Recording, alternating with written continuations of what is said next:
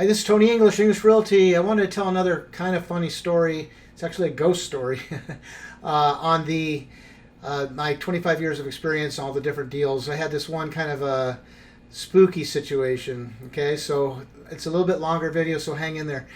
What happened was it was during the short sale REO craze, and one of my clients bought this property from a bank. Banks don't have to disclose anything about the house, so we did an inspection. The house was decent. It had a pool and a jacuzzi in the backyard. So we bought the house, fixed it up. He actually lived in it for a bit, and then he rented it out for a little bit over 3 years.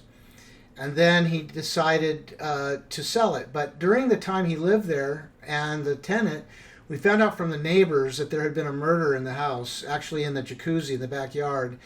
A boyfriend killed a girlfriend in the jacuzzi, and then he ran up to LA and then basically hung himself off a bridge over a freeway in LA. It was kind of on the news and everything. But he didn't know that when he bought the house because the bank didn't disclose it.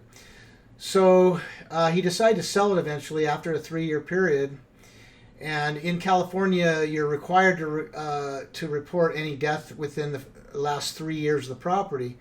But I'm the type I like to disclose everything. But when we sold it, he carried the loan for the buyer. So she put $50,000 down. It was a little bit older single lady. She put $50,000 down, and he carried the loan for her. And so what happened was she moved in. But before I sold it, I wanted to disclose to her the death and the murder. And he said no. And so I called the car attorneys and I said, what do I do? And they said, if your client tells you not to disclose it, you don't disclose it. So reluctantly, I didn't disclose it. So anyway, she moved in, and within a week or so, she called me and said, hey, there's a problem with electricity. The lights in the house keep going on and off. So I sent my licensed electrician over there, and he did a full survey of the house. There was no problem. It didn't do it during that time. And then it kept going on, and it went on for months. Just the lights would flicker on and off, on and off, on and off, and then it would stop. My electrician went over there multiple times. We had different electricians, never could find the problem. And finally, the lady called me up and said, this house is haunted and I don't want it anymore. And she gave it back. We met her at the Orange County Title Recorder's office, and she just signed a paper, gave away her $50,000 deposit or whatever it was, and just walked away from the property. So she was really freaked out by it.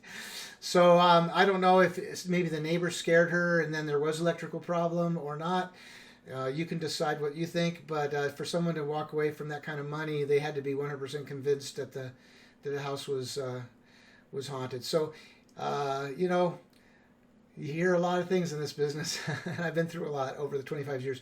If you want someone who's made all the mistakes already and doesn't want to make them on your house, give me a call. I'd love to help you. But anyway, talk to you later. Bye.